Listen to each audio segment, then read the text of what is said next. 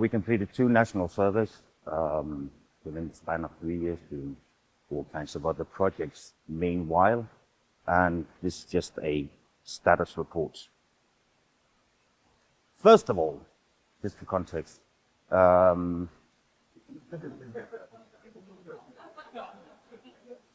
a full national survey is about 43,000 square kilometers.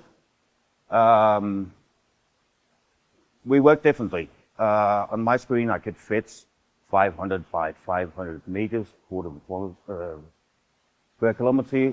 That would make for 170 something screen pictures. In reality, this is an archipelago, so there's a lot of water too. Maybe 200,000 screens for this work. This is one way to illustrate that. There's one peninsula and a lot of islands around here. Also, here's an area being marked by glacial activity. You see the brown square here, that's the edge of the W glaciation, the last one, whatever we want to call that. And then in the west, we got outwards plains and older glacial deposits. That has the consequence, if we take another map of agricultural soil, that we got a lot of sand in the west. You see that light yellow area, that's coarse sand. Up north, we got a more pink color, that's a finer sand. There's an orange with a sandy clay, and then the browns are clay. This has an impact on the salt that I'm going to show you here. It also got an impact on where we like to thrive, basically. Yellow colors are good. We were 5 people doing this work. So to organize it, made up this a grid. And yeah, the grid is broken a bit. One of our colleagues worked at another museum, so he took that area. That's why there are incomplete squares there. But otherwise, it was a question of signing up for these areas. There was no thesaurus. There was no instruction written, which is a good thing because that gave us the freedom of interpretation. Like, it was a big project. We needed that freedom. It also gives us some problems now, obviously, in correcting and adjusting whatever was written. Next time we'll do it. There are actually standard grids which we do use, and it's used by several state agencies, starting with a 10-kilometer grid and going down to 100 meters, and we do that to exchange data. We've got a lot of personal data in Denmark. We are very trusting of our government, but sometimes the Statistical Bureau will not give us data unless they're on a certain geographical level. So these grid squares are used across the board, and we will use that next time. Looking at the 2 data sets, first one is LiDAR. That's a no-brainer, isn't it? Our first national LiDAR data set came in 2007 with a resolution of 1.6 meters. Then in 2015, we had a new one with a resolution of 40 centimeters. That's fine. That's good resolution.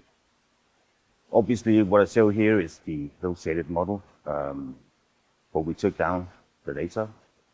We filtered it to something called local dominance, which is very good at highlighting very small differences. That was a lot of display and a lot of work. But then using those data to analyze what is out there. And I really don't have to show you what LiDAR data looks like. However, you mentioned survival bias yesterday. It's something we really have to understand to do this job, right? So just to show what survives in our area, you see obviously the mounts in the middle. We did not put them in our surveys because they've already been described in the 1870s. However, up here, there are a few bumps here that may be barrels. Also in the center polygon there, you see an Iron Age field system. There are linear features here, that would be roads. This is quite distinct right here, but you can't really see it here, but there are also tracks here, and indeed through this erosion there, we can also see tracks there. I couldn't really fit it in, because we couldn't see anything, but there's a new polygon starting here, and that area is filled with World War II trenches. As it's a forested area.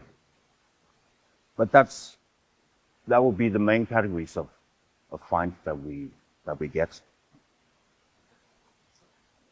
More importantly, perhaps, we chose to take out an aerial survey from 1964, done by the United States Air Force in May. Coincidentally, May 54 was very sunny. So generally good pictures. They took almost 43,000 photos, which is a lot. We do aerial photographing of Denmark every second year. That would be 9,000 photos needed today. So this is detailed, it's printed out in 1 to 10,000. The quality varies. You see there are a few white stripes there where they miss. But it's a major effort. This number of photos in that period would equate a full squadron of 10 aircraft, and probably all bombers.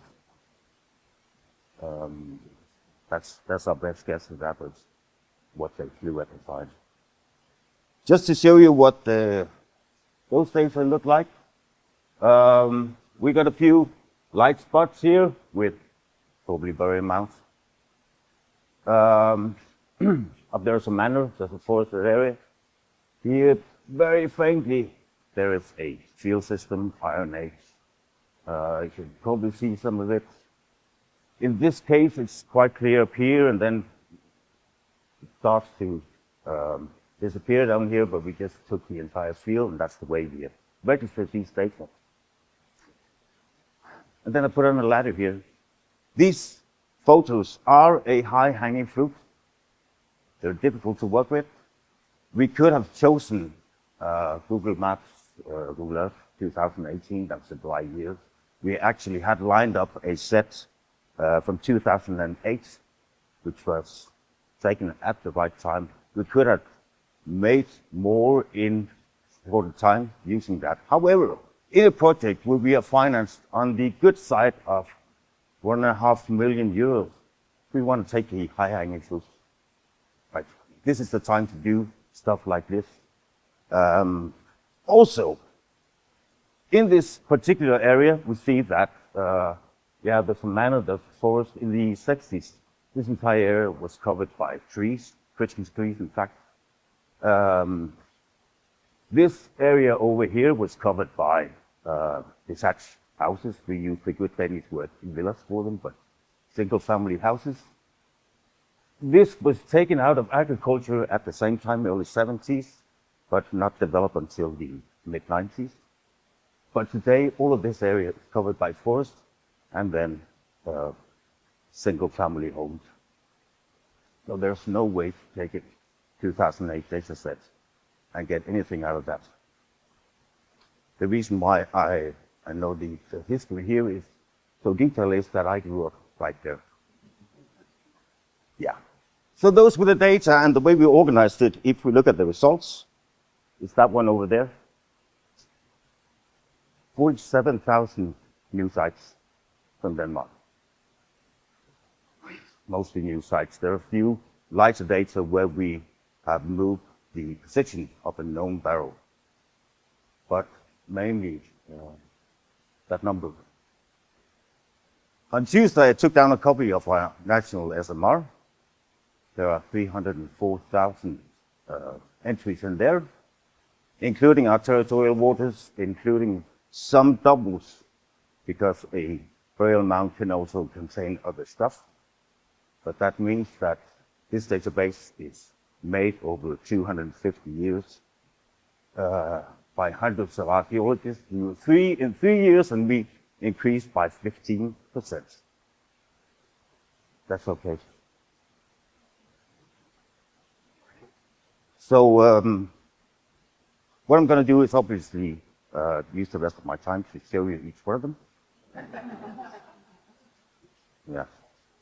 No. What did we find? First of all, I took out the most prevalent types: barrels, graves. We got field systems, both Iron Age field systems and later rich and furrow systems, road systems. And the reason why road systems are very prevalent here is that they haven't really been an area of interest before.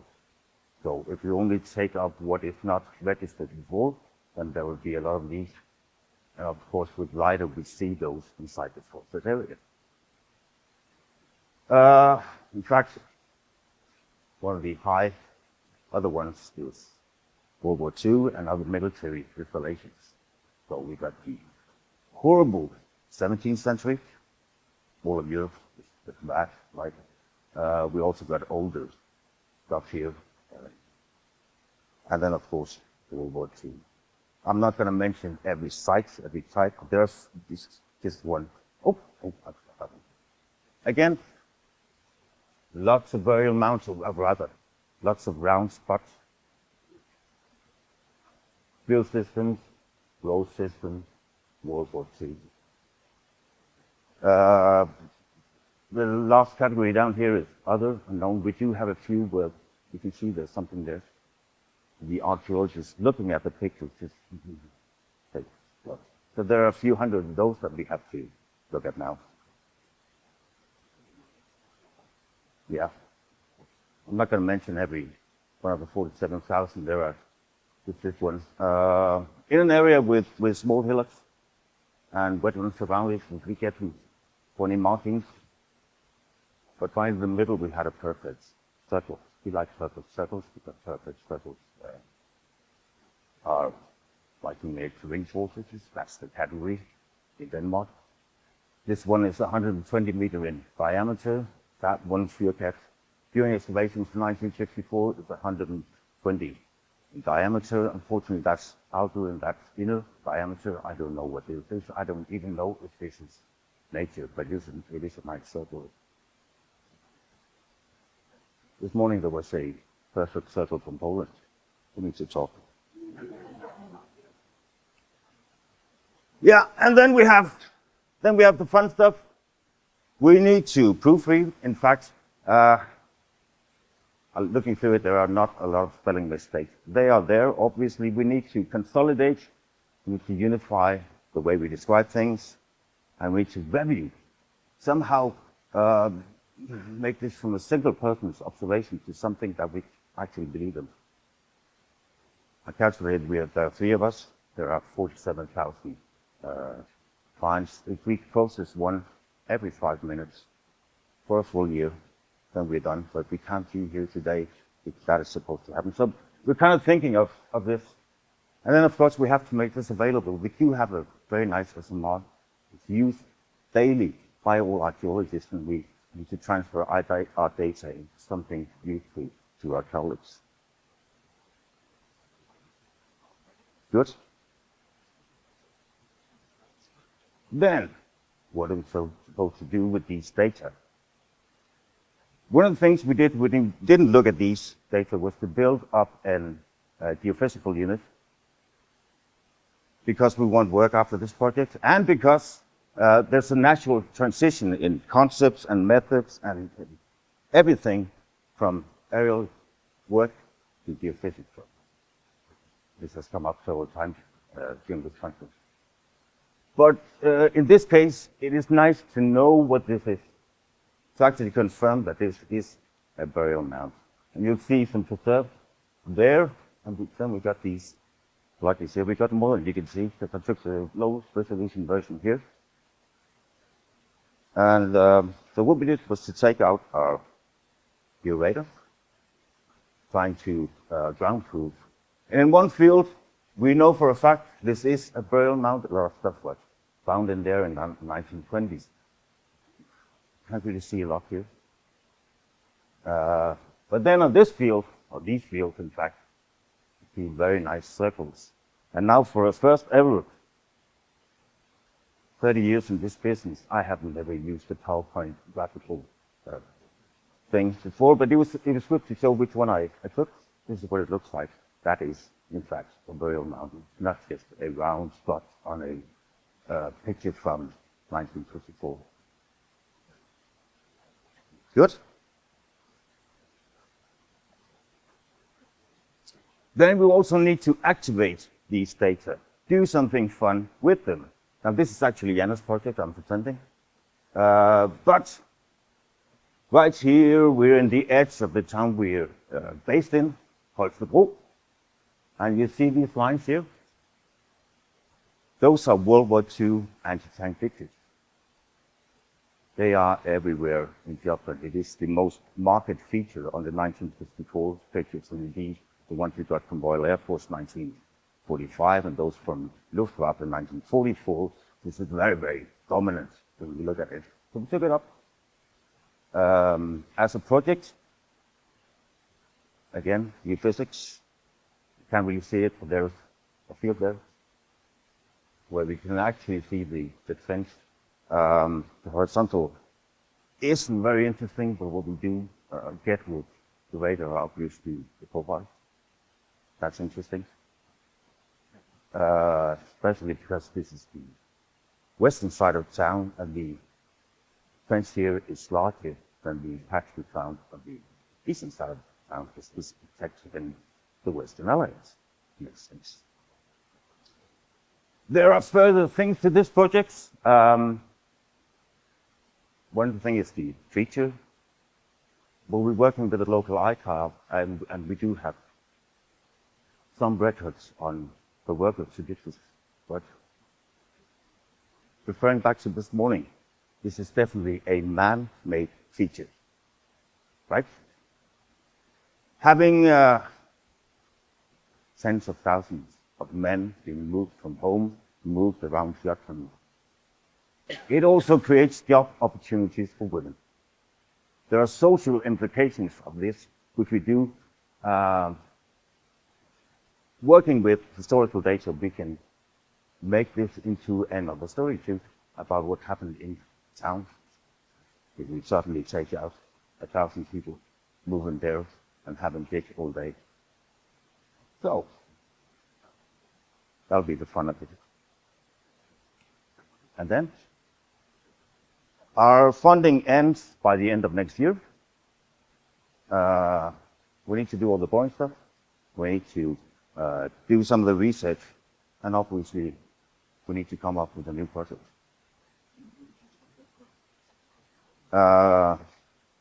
Those of you who know this, we have been flying from Ejstrud for 30 years. We're going to continue that work, obviously. We're creating a geophysics unit. We continue that work. Being at a museum, we are closely connected to our Aerial Archaeology unit. Oh, yeah, that's a lot of fun, with integrating daily archaeology with what we do. And that's the plan for now. So, thank you for your attention.